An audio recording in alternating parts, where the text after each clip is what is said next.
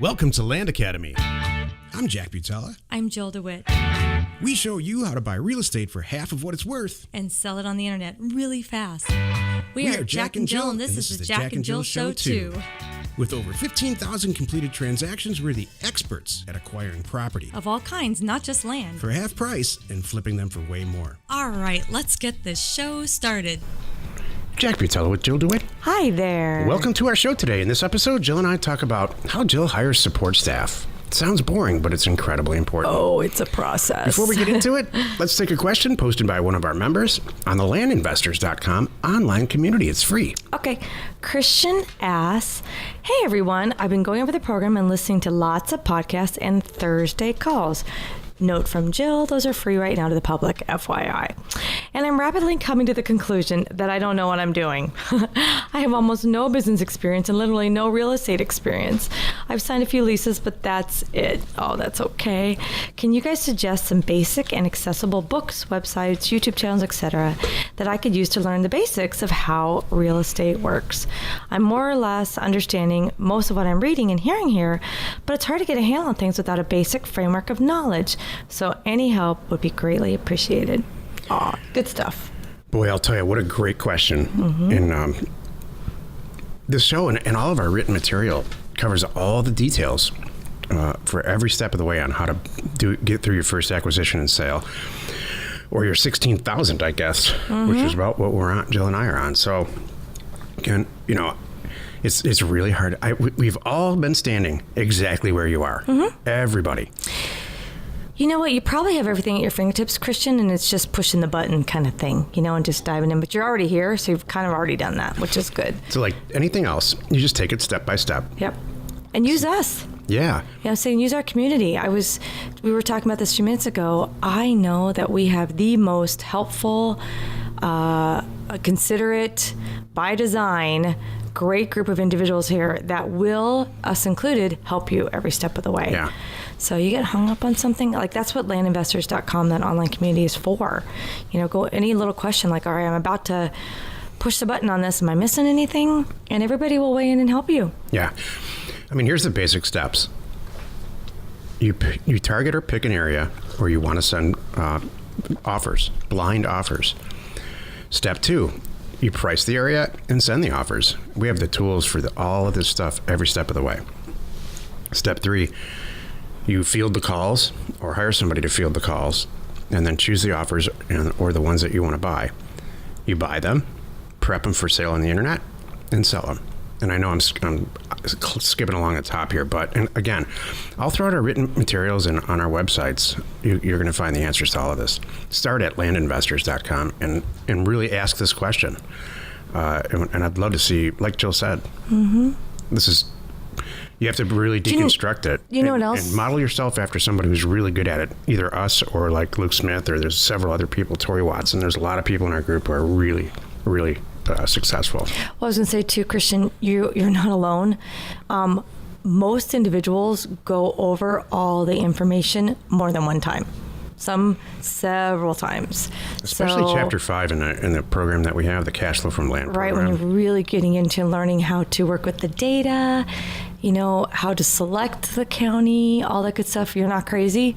This does not come easy to most of us. But once you get into it and you understand, you're like, oh, now I get it. A light bulb will go off, Christian. Yeah. Hang in there. Like math. Well, you know, and like you probably heard me say too, my 10 deals thing. That's why I say that. You're not going to be comfortable. I mean, so think of the people around you in our community that have 20, 30 deals under their belt. They felt the same as you on deal 2, 3, 4, and 5, you know, until pretty much about 10. So, you know, be patient and you're not alone. It's going to take that long to go, okay, that's it. Got it. Now I understand. Here's a motivational story, and it's very brief.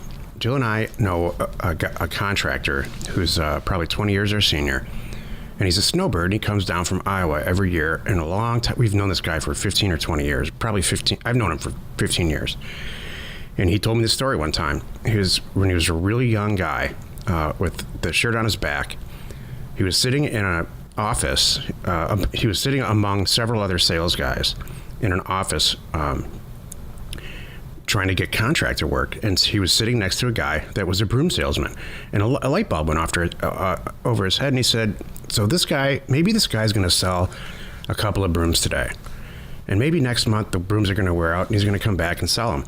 If I sell this guy what I'm selling, which is commercial contractor work, and it all works out, I'll maybe make a couple $100 million with this guy over the course of my career. And he did. He signed the guy up, and he still knows him today. So You mean hired him to do his stuff? Yeah. Okay, got it. Because if he can sell a broom, he can sell this. He hired Ron. Yeah. Then he said, and then he had this thought. He had this thought. Wait, our friend was a broom salesman? No, Jill. Sorry. You said he hired him. I'm like, wait a minute. Let me start over. I'm all confused. Our buddy Ron, who's a commercial contractor in Iowa, was sitting next to, in a lobby, a broom salesman. And the light bulb went off to his head and said, this guy's going to sell some brooms today. Okay. And what did he do in the end? He sold some brooms. If I sell my contractor services to this guy, in the end, what am I going to sell? Well, maybe a couple $100 million over and over and over again over the years, if this guy does what he says. So, and he did. He sold them. So if you succeed at this, you're going to set yourself up for a lifelong income stream.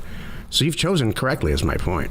So I know it seems daunting in the beginning, but it's super, super simple. Just take it step by step, and reach out to everybody in our group constantly to the point where you're annoying, and you'll have all the answers you need. It's all here. We have all the tools, and if we don't have the tools, we know where to point you. And believe me, the tools are in development that you need. So good work and welcome. If you have a question or you want to be on the show, reach out to either one of us on landinvestors.com. Today's topic: how does Jill hire support staff? This is the meat of the show. So it seems silly, but man, it's so important. You're only as good as the people that are working with you. So how do you hire? So what do you do? It's a process. Let me tell you, you know what? And I've learned it takes a lot. You have to literally get all to the point and hire several people before you really find one that sticks and then one that clicks with you. So I'm in the process right now. I've hired 2. I'm about to hire a 3rd person because I'm really ramping up for some good stuff. We're just that busy, let's be honest. So the process for me, and this is, let me tell you, over trial and error. There's a difference in talent and what you get out there on places like Indeed versus Craigslist. Don't know why, but there is. Now, I still go for both. It's kind of like how we say when you market your property, put it out there all over the place, let it be known. So I do that. I've even put it on social media and things too, then I'm looking to hire people.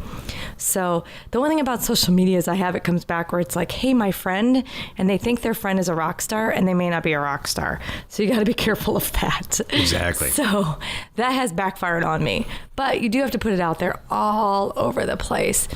And it's funny, I've learned that you've got to have people that are a little bit intrigued, but not too much intrigued. Seriously. I've had people that are like... It sounds like a date. Well, almost. Yeah, you're right. They're a little too into you. Seriously. That's not the guy you want to date, and that's not the person you want to hire. They're a little too excited. Like, oh, no, this could be bad, because they're going to be stalker, and you don't want that. So, you're a stalker employee. So anyway, that can happen, too, by the way.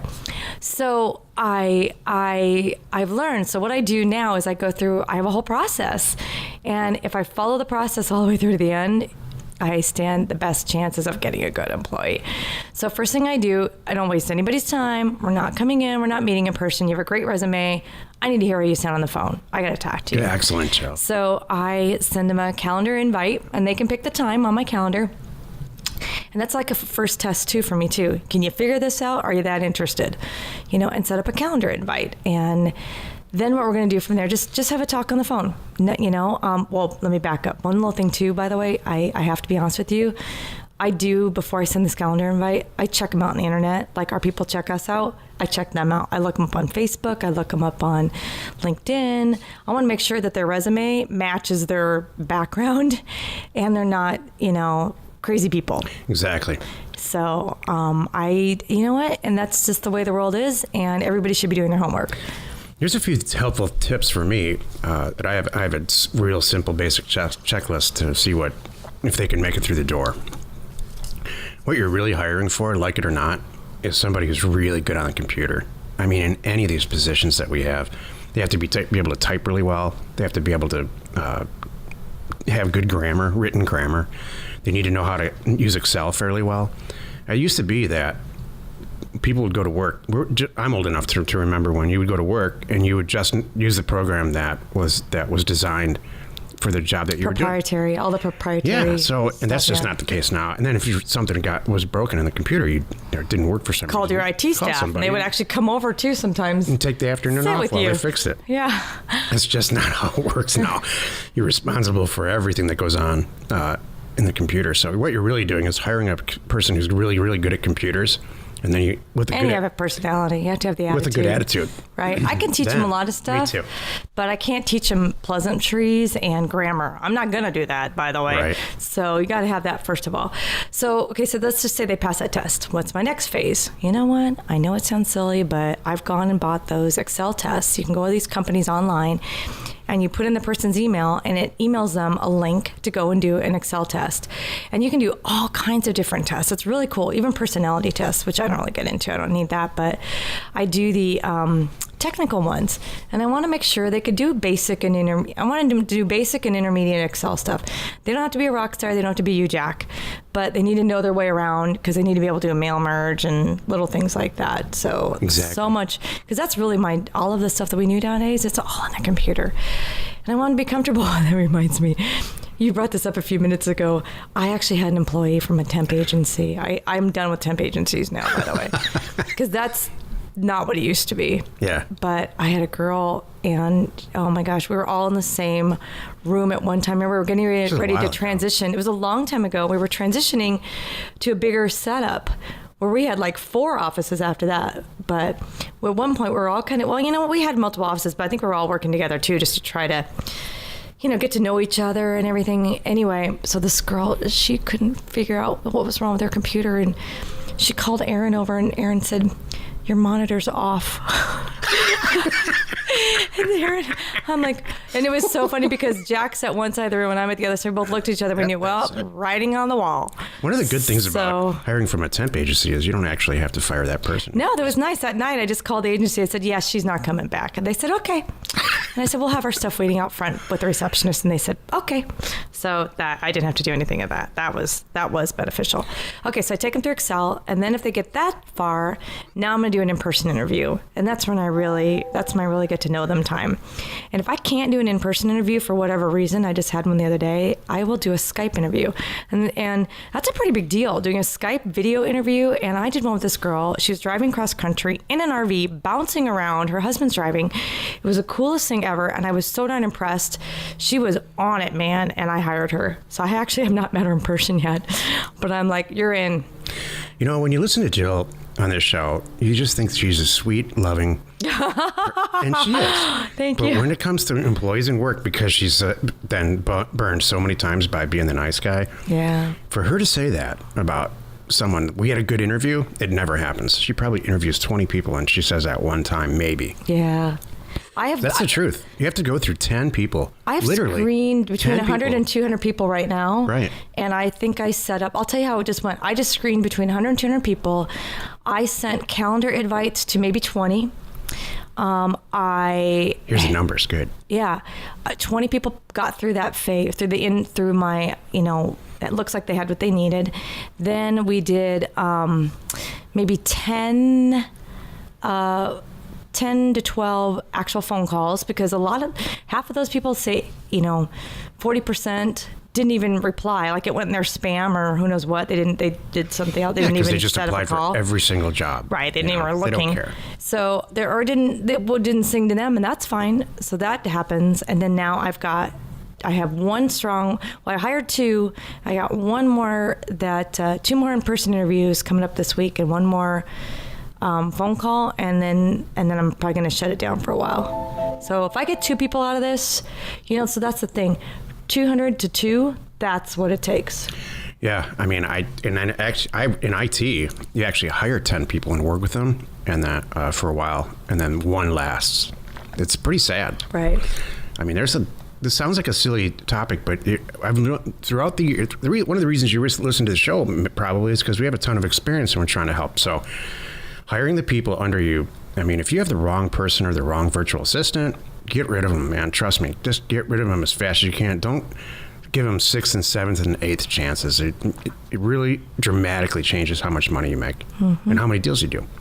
There's stuff you can teach, stuff you can't teach. You can, with a good attitude and the right basic skills, you can take and you then spend time like kids. You spend time with them. If they have a good attitude, they're gonna be lifelong. What do you do with a kid with a bad attitude?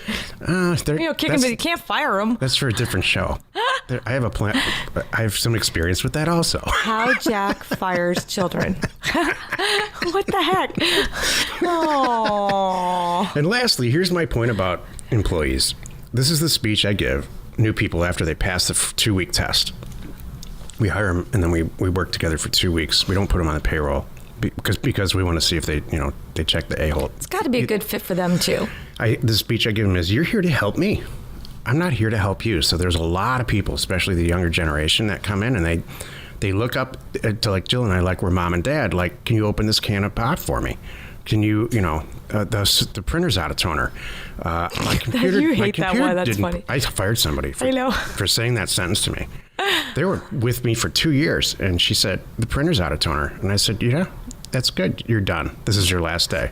I'm sure it was more than just that. Well, yeah, it that built was like up. That was the last straw. So, but and all kidding aside, this is a huge issue. For some reason, there are certain people that just think that they're entitled to work someplace and get a bunch of help and kind of just chill out, and that's just not how we roll. You could never do 15,000 deals if you had that kind of attitude in the time span that we've done. We hustle. Oh my gosh, do we ever? I was telling Jill yesterday, she is the single hardest working person. Like I said, she doesn't come on the show. She doesn't come off like that. She's the single hardest working person I've ever worked with, even when I was in public accounting. Thank you. Both from a time standpoint and your heart's in it and, just moving forward. But thank you. And you hide it really well. You have a great attitude. Thank you.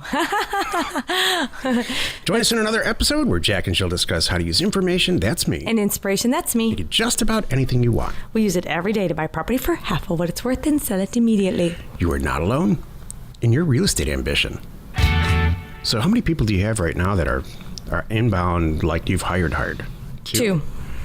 And do you have one? Well, I have one that has a definite start date in a week and a half. I mean, she gave her notice. I mean, she's coming full on. And then the second one, I'm meeting tomorrow actually to finalize her start date and then transition. She's going to be part-time to full-time because she's just moving here to the city. And then I have another phone interview tomorrow. Pretty hopeful. We'll see how it goes. I hired a person, he's about a month and a half in, and you know him. And he's, how we say, run on these deals, it's like, oh my gosh, I got to run to the bank to get this deal done before they change their mind. Right. That's how I feel about this guy. Yeah. I mean, he's, every day I turn around, he's got some new, great, unbelievable thing that he took on without me even asking. And it's all done right and documented correctly. And I'm like, geez. Exactly. I gave him a bonus for no reason yet a week ago. Hey. Just I kidding. really did. I know, just kidding. That's good. I'm glad. Information and inspiration to buy undervalued property. I got so excited I didn't know where I was. We are Jack and Jill, and this was the Cash Flow from Land Show. We are the experts at acquiring property Of all kinds, not just land. for half price, just so we can flip it for way more. And really fast. Thanks for listening. You are not alone in your real estate ambition.